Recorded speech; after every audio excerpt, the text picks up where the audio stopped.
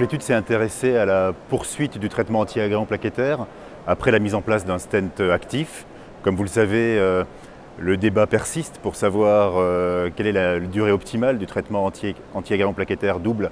Nous avons inclus quelques 1800 patients, 1800 patients qui ont bénéficié de la mise en place d'un stent actif. Il s'agissait de stents actifs majoritairement de seconde génération, c'est important. Et un an plus tard, chez les patients qui n'avaient pas saigné et chez les patients qui n'avaient pas eu d'événement cardiaque, et certains pour lesquels bien sûr le médecin acceptait la randomisation, donc un an après la mise en place d'un stent actif, on a randomisé quelques 1400 patients pour soit arrêter le clopidogrel et être simplement sous aspirine, soit poursuivre le clopidogrel en plus de l'aspirine pour une durée prolongée allant jusqu'à 48 mois, donc 3 ans au-delà des 12 mois. Le résultat principal, nous n'avons pas montré de différence significative. Nous n'avons pas pu montrer que la bithérapie était supérieure en termes du critère principal que nous avions proposé. Ce critère principal était un critère mixte qui associait les saignements majeurs, les décès, les infarctus et les AVC.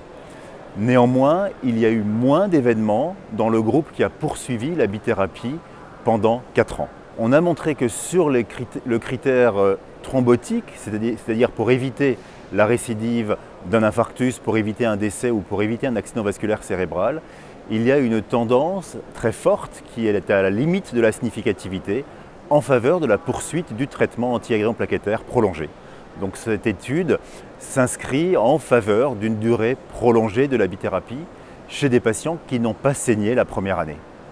Pour la pratique quotidienne, bien entendu, il faut rester modeste. Nous n'avons pas pu répondre de façon définitive à cette question. Cette étude s'inscrit parmi les nombreuses études qui ont participé à essayer de résoudre cette question. Néanmoins, notre étude montre que chez les patients à bas risque de saignement, encore faudra-t-il savoir bien les identifier, chez les patients à bas risque de saignement, la poursuite du traitement anti-agrégant plaquettaire permettrait une diminution de la récidive d'infarctus, des accidents vasculaires et du décès.